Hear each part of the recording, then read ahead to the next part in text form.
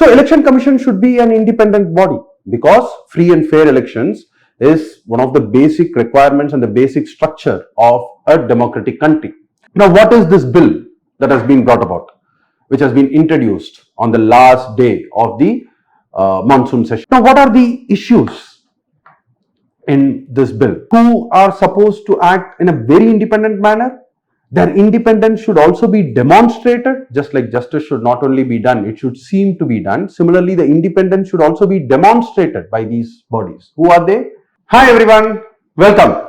So in today's video, we are going to discuss about a recent bill which was introduced for the appointment of chief election commissioners and election commissioners in the Election Commission of India. So let us first look at what is the judgment which was given by the Supreme Court in March 2023.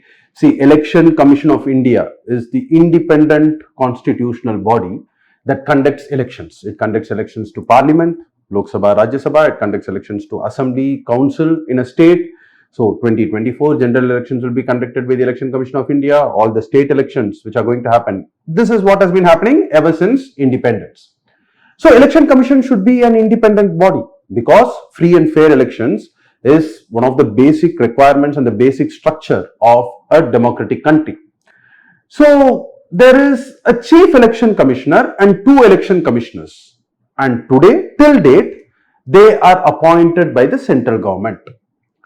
So there was a PIL which was filed in 2015 by a person by name Anup Baranwal and few others also. It was clubbed together in the Anup Baranwal case, and the Supreme Court in March 2023 gave a judgment saying that, look, as on date, Parliament does not have a law on how to appoint the election commissioners. So it is happening by the president, which means the central government.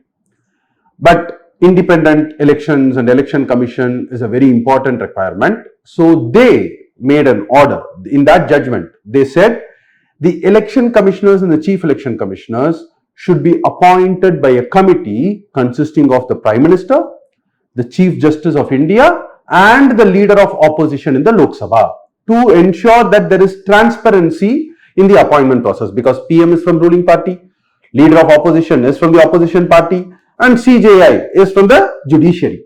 And it said this is the process that will be followed. Parliament, if it makes a law, then that should be followed, till Parliament makes a law on this. But the essence of the Supreme Court judgment was to ensure the independence in the appointment of election commission. Now, what is this bill that has been brought about, which has been introduced on the last day of the monsoon session? It has been introduced, it is pending in the Rajya Sabha now. Now, the parliamentary law which is proposed says the election commissioners and the chief election commissioner will be appointed by a committee which will consist of the Prime Minister, one union cabinet minister who is nominated by the Prime Minister, so two people from the ruling party, and one leader of opposition from the Lok Sabha, right? And the salaries of the chief election commissioner and the election commissioner will be the same as that of the cabinet secretary. Earlier, it used to be the same as that of a Supreme Court judge. See, Supreme Court judge also draws a salary of 2,50,000 per month now. Cabinet secretary also draws a salary of 2,50,000 per month now. But Supreme Court judge is an independent constitutional authority. Cabinet secretary is a very senior bureaucrat but part of the government. So the pegging of the salary was earlier with that of a Supreme Court judge, but now it is pegged with that of equivalent of that of the cabinet secretary. Now, what are the issues in this bill? Independence of election commission is paramount for a democracy. As I told you, it's a basic feature, basic structure, basic requirement of a democratic country. This committee, see, the Supreme Court gave a judgment where it tried to maintain a balance, saying that PM from the ruling party, opposition leader from the opposition party, and an independent CJI, right, from the judiciary will determine who should be the election commissioners. Of course, it said, there is a vacuum now. Parliament can enact a law, and that is why Parliament has enacted this law. But it indirectly tilts the balance in favor of the ruling government or the executive now, isn't it? Because Prime Minister and the Union Cabinet Minister are going to vote in favor of the candidate whom they propose, There will be a search committee which will be headed by the cabinet secretary and 2 secretary rank officers who will provide a panel of 5 members from whom the vacant posts will be appointed. And so it indirectly again shifts the balance. Though there is a committee, there is a law, you can say that nothing much is changing because of this law, which consists of Prime Minister and 1 minister and 1 leader of opposition. Of course, it will bring in more transparency than it is today, because the leader of opposition will be able to voice his opinion, but still it is shifting the balance again in favor of the executive. And there are some expenditures like judge's salary, CAG salary, Public Service Commission salary. All these are independent authorities.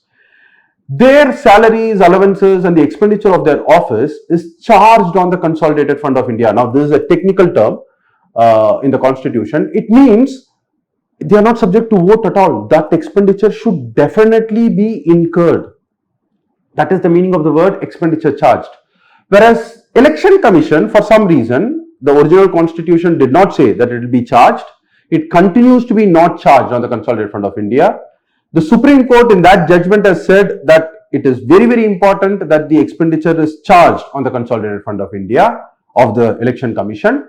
But this law is silent about it. Just a section in the law, proposed bill, to say that the expenditure of the Election Commissioner's salary and the office of the Election Commissioner will be charged on the Consolidated Fund of India would have taken care of that requirement. But, that has not been done. So, these are some of the issues. Now, what is the way forward? Before we go to the way forward, right, let us look at how some independent authorities, like CBI, Lokpal, Information Commission, CVC, Central Vigilance Commissioners, these are all bodies which are required to carry out an independent, investigation or independent, orders needs to be passed by Central Information Commission and all that. How are these members appointed in India? CBI director is appointed by Prime Minister, CJI and LOP, leader of opposition. Lokpal is appointed by a wide committee, wide-ranging committee. The Prime Minister, the Speaker of Lok Sabha, the Chief Justice of India or a judge nominated by him, the leader of opposition in the Lok Sabha, an eminent jurist who has very good knowledge about law. This is the committee or the panel which recommends the name to the President for appointment of Lokpal, who is an ombudsman, who is an investigating authority, right, under the Lokpal Act. The Central Information Commission under the Right to Information Act, it's a very important body which has to maintain, the independence for providing information from the government. Any appeal should go to the Central Information Commission if somebody is denying information, and it has to pass independent orders. That is appointed by a similar committee like what is one now proposed. Prime Minister, a cabinet minister nominated by the Prime Minister and leader of opposition in the Lok Sabha. And Central Vigilance Commissioner again is appointed by a committee which consists of Prime Minister, the Home Minister of India and the leader of opposition. So you can say that the present committee is similar to CIC and CVC, whereas what the Supreme Court had suggested was similar to that of the CBI director. All these are independent bodies. But let us look at now some of the international practices.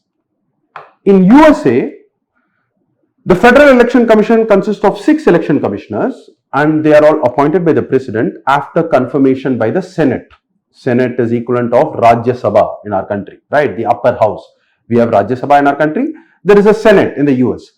But guys, the experience there has been, it's highly politicized. Whoever controls the Senate, if the Democratic Party controls the Senate, they will appoint election commissioners who are, in their opinion, they're, somebody who will have similar ideals like the Democratic Party. And if the Republican Party has a majority in the Senate, then they will choose the people whom they are comfortable with. So it's a highly politicized kind of appointments to the Election Commission in the USA. In UK, there is an electoral commission. The commissioners are nominated by the political parties, 3 major political parties, the Conservative Party, the Labour Party, the Scottish National Party. nominate one member each, one commissioner each, and there is a minor party which happens by rotation, which nominate one additional commissioner. So there are 4 commissioners and they are all proposed by political parties. But it has to be scrutinized by the Speaker of the House of Commons there and confirmed by the House of Commons. There has to be a motion passed. So basically, the legislature is involved, Senate in the USA, and the House of Commons, which is equivalent of our Lok Sabha in the UK. So to that extent, it is not completely in the hands of the executive. Though political parties nominate the members to this electoral commission, it has to be confirmed by the legislature, which will have both the ruling party and the opposition party members, isn't it? So to that extent, it is more rigorous, but at the same time, it can be highly politicized if that is the case. South Africa, which is also a democratic republic like our country, there is a list prepared by the Constitutional Court, just like the Supreme Court of India, it is called the Constitutional Court in South Africa. That court prepares the list. The president of the Constitutional Court, the public prosecutor, the South African Human Rights Commission, and the Commission for Gender Equality in South Africa. They prepare a panel, and then that is scrutinized by a committee in the National Assembly, just like our Lok Sabha, and it is passed by the National Assembly before the president appoints them. So these are some international practices where you will find that the legislature is involved in appointment of election commissioners, not just the executive. So the way forward is, of course, as we saw, the CVC, the information commissioners, which are also independent authorities, they are appointed by a committee similar to the one that is proposed in this bill. Prime Minister, one cabinet minister, and leader of opposition. Whereas the Lokpal is by a much wider committee. So election commissioners, not just the election commissioners, there are 3 important constitutional authorities who are supposed to act in a very independent manner. Their independence should also be demonstrated, just like justice should not only be done, it should seem to be done. Similarly, the independence should also be demonstrated by these bodies. Who are they? The Election Commission, the CAG, the Controller and Auditor General, and the Public Service Commission. At the union level, the Union Public Service Commission. So, in fact, all these 3 posts, now they have a law and a panel to appoint, though it is skewed in favor of the executive. At least they have a panel to appoint for the election commissioners. The CAG and the UPSC members are appointed just by the government of the day. But for all these 3 authorities, there should be committee-based appointments, and that committee should be more broad-based, similar to that of the Lokpal committee, which will bring in CJI, an eminent jurist. So they will add that much more credibility and transparency and independence to the committee that appoints these members. And the expenditure of the ECI has been recommended by the Supreme Court in its judgment in March 2023. It's a long pending demand. Election Commission itself had asked the government to ensure that it is charged in a memorandum that it submitted in 2016. So that should be charged on the Consolidated Fund of India, and as an optics, not just as an optics, on a constitutional way, the election commissioner's salary should continue to be pegged with that of the judge of a Supreme Court, just to demonstrate the importance and the independence of a body like Election Commission. For the UPSC angle, there can be a prelims question about ECI and its appointments, Supreme Court judgment related, or what is the present procedure, something like that. But the mains can ask you a question on what is the proposed bill, critically evaluate the proposed bill, or next year, once the bill becomes a law, then there can be a critical analysis of the act. So for that, we need to bring out what is the present procedure or the past procedure, where the government appointed based on the president appointed based on the advice of the Council of Ministers, but how the Supreme Court gave its judgment, what is the proposed law for appointment, what is the pros and cons of it with some international experience, and in India itself, wider committees are there for the appointment of institutions like Lokpal, and that is something which can be followed, can be a conclusion that can be provided. I hope you found this useful. Thanks for watching.